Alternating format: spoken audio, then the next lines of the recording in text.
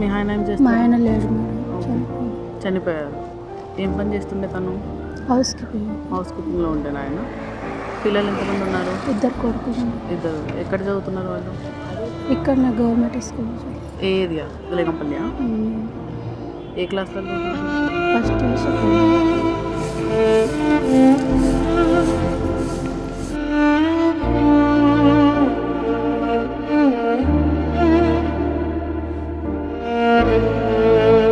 Washrooms వస్తాయి కదా, మన టాయిలెట్కి వెళ్ళేది ఉంటుంది.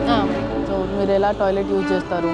అంటే ఇట్లా ఖాళీ ప్లేస్లో ఏమైనా చూసుకొని వెళ్ళాలి మేడం, లేదంటే వస్తున్నప్పటికి వెళ్తాము. ఒక మళ్ళీ మధ్యలో ఎమర్జెన్సీ ఏందని ఇట్లా ఖాళీ ప్లేస్లో అట్లా చూసుకొని వెళ్తాం. ఇంకా అంటే మనకి ఇళ్ళలో అయితే రానివ్వరు మేడం, ఇళ్ళకి రానివ్వరు.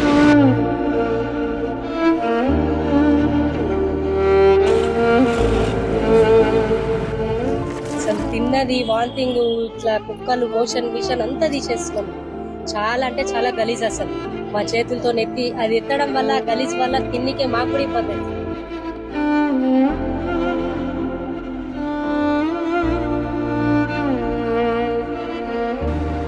చాలా ఒక్కరం చేస్తే అస్సలు వెళ్ళనే వెళ్ళదు మేడం. మా ఇంట్లో నేనైతే ఒక్కదాన్నే చేస్తాను.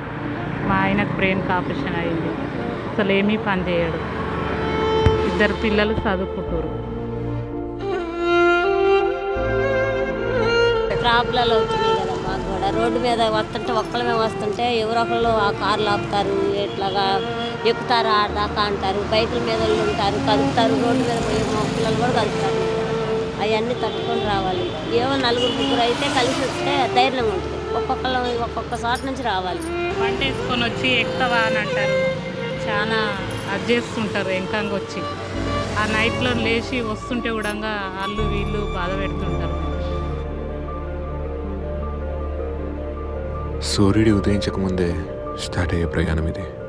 వాళ్ళ కష్టాలు ఎలా ఉంటాయి అని ఒక ఉమెన్ స్వీపర్ని అడిగితే, అందరూ ఆడవాళ్ళలానే వీళ్ళు కూడా తన ఫ్యామిలీ బాగుండాలని, తన పిల్లల ఫ్యూచర్ బాగుండాలని ఇలా కష్టపడుతున్నారు. కానీ ప్రతి ఆడవాళ్ళ కష్టం వెనుక వాళ్ళ ఫ్యామిలీ బాగుపడుతుంది. కానీ వీళ్ళ కష్టంతో వాళ్ళ ఫ్యామిలీతో పాటు అందరి ఫ్యామిలీలో వెలుగు నింపుతారు.